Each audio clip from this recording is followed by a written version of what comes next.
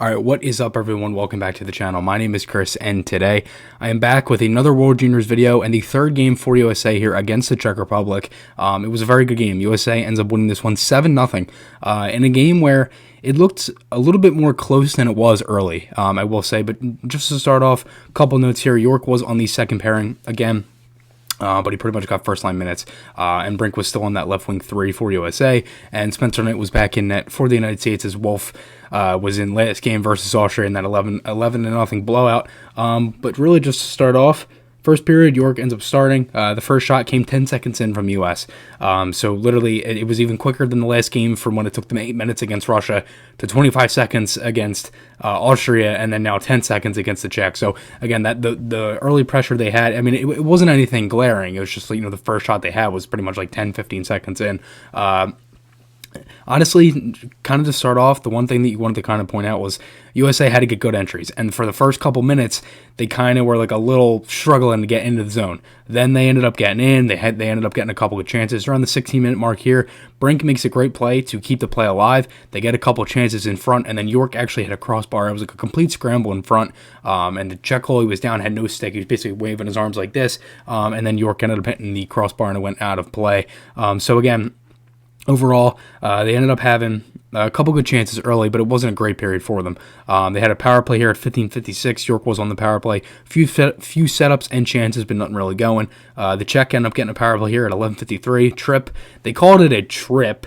It was kind of a play where I believe it was Johnson went down on the stick, and it might have been an embellishment. I don't really know. They didn't call it an embellishment. U.S. ended up killing that one off. Pretty solid PK there. It was honestly a pretty quick period. Not many whistles. York was beat on a rush here, but he actually recovered really well. So it was a play where that stretch pass they had a guy cutting wide. I guess York didn't see him behind him. They ended up getting the saucer through, and it's a chance. But York ended up recovering. He ended up, breaking up the pass, and nothing really happened from it. The shots on goal after this period were 10-8 in favor of the Czech Republic. They didn't have great chances. They had a really great chance late, around minute 30. But again, the USA really recovered well on that one too. So it was a decent period for the United States, but again, the second period is really where they broke through. So really early on, Knight had a really nice glove save on an early chance. Back and forth play in really the first 5 minutes is kind of what we saw for the most part in the first period. Just weren't many shots. It was back and forth play, but then USA strikes here. Bobby Brink gets his first one, and it's funny because the other day I was on the phone with Jamie Baskow, and obviously you guys know Jamie. We were kind of talking about Brink and things like that, and I didn't think he played good against Austria. He didn't either. And it's funny because now I texted him as the game was going on. I said it kind of makes me think that Brink heard our phone call, because again, he was a player of the game for this one, ends up getting 2 goals. But he ends up getting a goal here. First goal was huge in this game. It was a game where it was that first goal, really could have gave them, a bunch of momentum. USA gets it. And it was at the 14:27 mark, and that line of Brink, Berard, and Farinacci has been insane. This whole game, they were phenomenal. They had chances. They were crashing the net. They were cycling. They were shooting from everywhere. They were playing very smart. They were pretty good defensively. I mean, they had chances all night.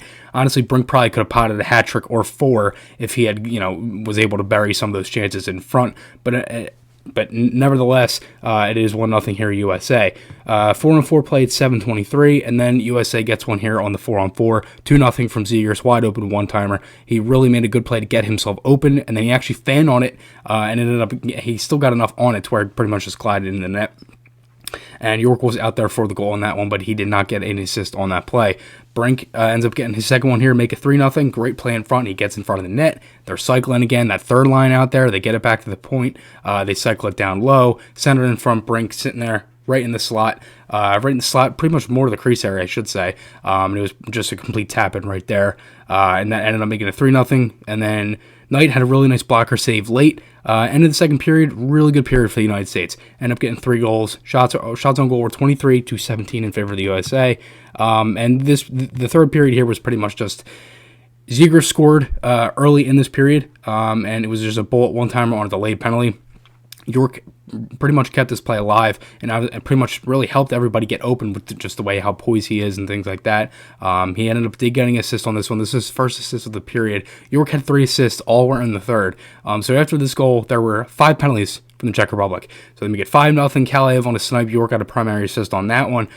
USA power play again. At 10:03, that Kalev goal is at 12:15. So 10:03, Caulfield makes it 6-0 stretch pass. Beautiful play. It's pass up from York right over to Caulfield. He's springing in, shoots at 5-0, and it's 6-0 USA.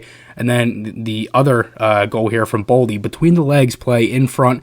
He had it down low. It's kind of similar to what we've seen with Flyers JVR this year. This past year in 19-20 season, he's had a couple plays where he tried to go between the legs. I actually don't remember if JVR's ever scored on that, but even still, it is something we have seen before. And again, a lot of guys have scored, between the legs, but that was a really nice move in front. Absolutely disgusting play. 7-0 USA. USA gets another power play on the 8-minute mark. Turcotte ended up getting hit down behind the net on this play, and he ended up, he was okay, perfectly fine. It looked like just a big hit. He might have got the wind knocked out of him, whatever. Zegers ended up hitting a post on that power play too. They're really moving the puck around. Another big hit on Moynihan again, who was laid out the other night with that Austria hit that was late in that game. That player actually got suspended 2 games for that hit.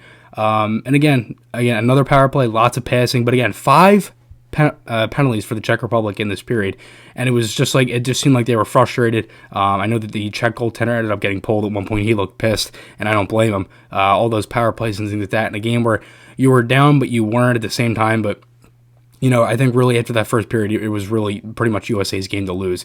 That first goal was huge, and they ended up getting a win here. They now clinched the quarterfinal for the tournament. And the shots on goal after this game were 32-22 in favor of the U.S. Really solid game from a Flyers standpoint. York was +3, had 3 assists. Brink had 2 goals. Finally breaks through. That line has been great. Makes me think if they might move Brink up a line, but again, I don't think they will because, again, that line has been so effective. Overall, that line, that third line of Brink, it was Brink, Berard, and Farinacci.